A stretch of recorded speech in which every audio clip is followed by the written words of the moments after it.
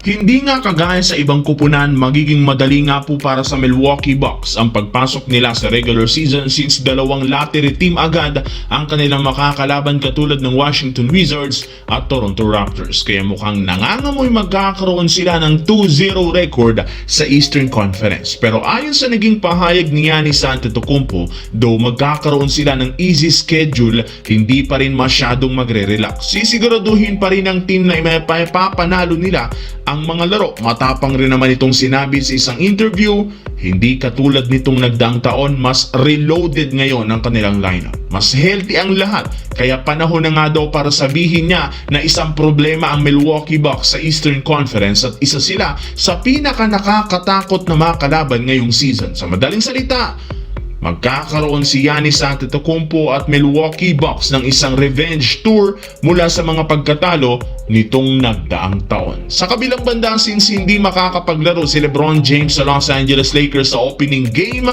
nakalista nga ang ilang mga analyst bilang dehado ang team na ito laban sa Golden State kahit man nasa kanila pa ang home court advantage. Hindi nga daw kakayanin ng Lakers ang lakas ng Golden State lalo na si Stephen Curry nang wala ang tulong ni LeBron.